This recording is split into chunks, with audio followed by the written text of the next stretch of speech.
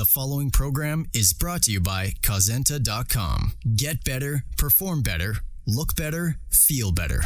Discover the root cause of what's holding you back. Visit Causenta.com.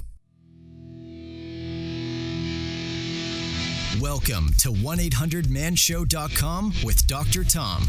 Dr. Thomas Incledon is a former world champion strongman who's taken his competitive drive and converted himself into the world's leading men's health expert, producing science fiction level results for men who desire to be bigger, faster, stronger, smarter, and healthier.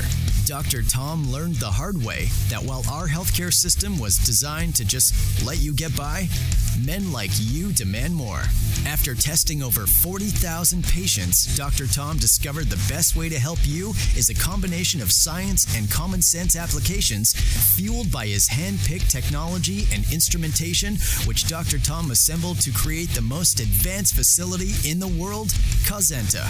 Each episode, Dr. Tom shares cutting-edge data and information from his life as an athlete turned scientist and research uncovering solutions to help men increase testosterone, get their libido back, lose weight, feel great, and heal their bodies, reverse aging, and live the life of your dreams. This isn't another idea show that sounds great but does nothing to actually produce results. You will personally feel this show is the best information you have ever heard, unless, of course, you are on the payroll for a pharmaceutical company. And now, here to help you produce your man show and discuss results that matter, the kind that'll make your friends envious and jealous, your host, inventor, storyteller, scientist, and secret weapon of the stars, Dr. Tom Incledon. Hi, my name is Dr. Thomas Incledon. I've spent millions of dollars trying and testing all kinds of supplements, treatments, and therapies in my quest to be the ultimate male. I can help guys like you get better, perform better, look better, feel better, and discover the root cause of what's holding you back and fix it. Today's segment is about anxiety. Anxiety is pretty prevalent in the United States right now. About 21% of women and 14% of men have some sort of mental health issue, and a majority of them, it's anxiety or some variation of anxiety. You could kind of briefly say that anxiety is anytime you're worrying or you have a fear about something and it's kind of happening on a repetitive basis. And it's one of those things that when you talk to people and you say, hey, you have anxiety, a lot of people say, no, I'm fine. I don't ever have any type of anxiousness or anything like that. But if you study their behavior and you see how they approach things and you listen to the words they use, you might hear things like, don't do that, you might get hurt. Or I won't do that because I'll get hurt. And what you wind up picking up on is that there's a lot of fear-based thinking. There's a lot of worrisome-based thinking. And so it's kind of like the anxiety is there at a more subtle level that they're not aware of. And it's affecting their interactions with other people, which would impact, so if it was a parent, how is it going to affect how they're raising their child or how they're handling their child growing up. So when we look at anxiety and what causes it, there's some clearly defined contributing factors. And from person to person, there's no sort of like list that says, oh, this is number one for everyone, this is number two for everyone. It's kind of like, think of it as like a general list of things that you should be aware of or concern. For a lot of people, childhood trauma is a contributing factor to anxiety. So some event that happened to them as a child is affecting them today as an adult. They may not even remember the event. They may have tried to block it out if it was a pretty serious event. So if you suspect that there might be something there, you probably want to try to see a counselor or see someone that's, got some competency in that kind of area so you could talk it through and process it and make sure it's not something that's holding you back from being the best you could be today. Another area that is often a big contributing factor is stress. And the way the medical and the clinical literature positions it, it's kind of like there's a stress that's affecting you, and therefore you're going to be worse off than you were before. The way I look at stress is very differently. I don't think it's stress per se. I think it's the inability to handle stress that's the issue. Because stress could be like lifting a heavy weight. If you're strong enough to bench 100 pounds, you could handle that stress. But if you're put on 600 pounds and your arms get stapled to your chest, then you're going to say, okay, that was too great a stress. So, but in terms of lifting weights, you were lifting weights both times. So you wouldn't say that lifting weights is too stressful because you could handle it with a lighter load, but you couldn't handle it at the heavier load. So that's why I look at it from a perspective of an inability to handle stress. But some of the factors that contribute to stress are things like relationship issues, like arguing with your partner, marriage issues, or friendship issues. In many cases, that stress could be alleviated just by being more clear with each other about what intentions are or expectations are. Another contributing factor to anxiety are medical factors, and this could be like a bona fide medical illness. This could be a medication that someone is taking.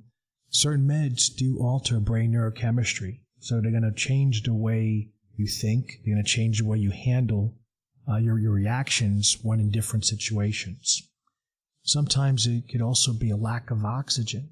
So if we're low in certain nutrients, being low in those nutrients interferes with the ability of our body, particularly our red blood cells, to bind oxygen. That's going to then impact later on our ability to concentrate. And when we can't concentrate, we tend to get more anxious or more stressed out with a given situation. Outside of the medical factors, another contributing factor is some sort of prior history or current history of substance abuse.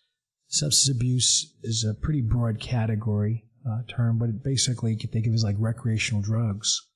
So the guys that went out one night, got drunk, got a little crazy, and decided, they're going to go to an E-party and start doing ecstasy or some other drug, could be heroin, cocaine. The damage that can take place over time, some of it is irreversible. We know today that there's the National Institute on Drug Abuse publishes all kinds of data on how some of these chemicals affect the brains of rodents, or they'll study the brains of people that have a history of some type of drug abuse. And there's clear differences in the brain patterns of people that have been exposed to certain drugs on a consistent basis versus people that have not been exposed to those same drugs. Another area is genetics. And, we have 22,000 genes that make us up. And the genes are different for each person. So while we all may share certain types of genes, like we might all have a certain, gene, there are going to be lots of other genes that are very different between us. When we get these genes, one part comes from our mom and one part comes from our dad. And this genetic information, it controls the things like the neurotransmitter levels in our brain. It controls how we respond to signals from the environment and how we respond to nutrients from our food and all kinds of other factors. So some people do have a genetic predisposition to being anxious and or having a high state of anxiety. So for those people, if they didn't know that they had the genetic predisposition, they may be stuck in a place where they're trying all kinds of things that don't seem to work. And this is where you'd want to invest some time and money into finding out something, because it could save you a lot more time and money, or a greater amount of time and money in the future on things that simply won't work because they're not the best fit. And in another area that's really getting a lot of attention right now is brain chemistry. We can control levels of dopamine and serotonin and epinephrine and acetylcholine in our brain from our diet and our exercise patterns and our sleep lifestyle and stuff like that. And it's a pretty complicated area of physiology, but it's stuff that we do have the ability to influence. And so we know, for example, if someone has low levels of serotonin, there's going to be some issues. So one of the ways we could then influence that is by looking at their diet and making sure they're eating foods that are high in tryptophan so that you can get a precursor to making serotonin. Other ways would be to look at foods that provide amino acids like tyrosine or phenylalanine, because those foods could then provide the precursors to the body for making substances like dopamine or norepinephrine or epinephrine.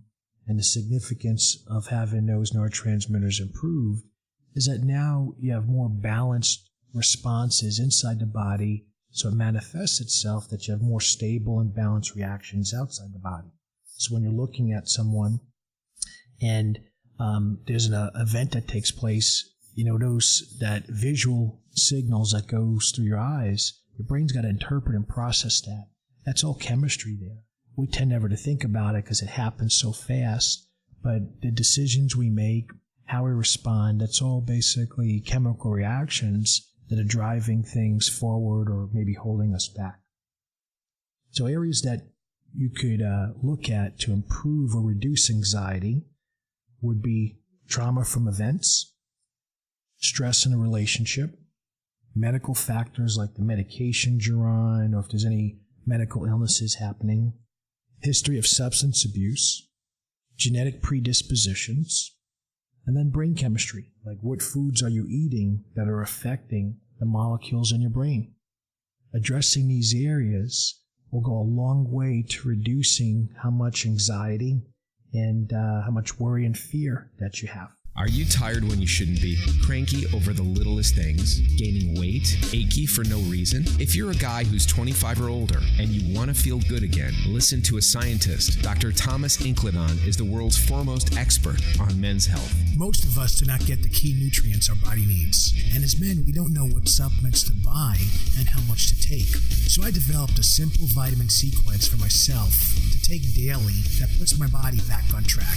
I call them Man Packs. I want you to try my Man Packs for 30 days free. My clients usually notice results within 7 days, and most find they don't need anything else. You just need to take your Man Packs. Want to try Dr. Tom's Man Packs free? Call 1-800-MAN-SHOW now, and the first 50 guys can try Man Packs totally free. You just pay shipping. Call 1-800-MAN-SHOW now to get your free trial of Dr. Tom's Man Packs. 1-800-MAN-SHOW. That's 1-800-MAN-SHOW. 1-800-MAN-SHOW.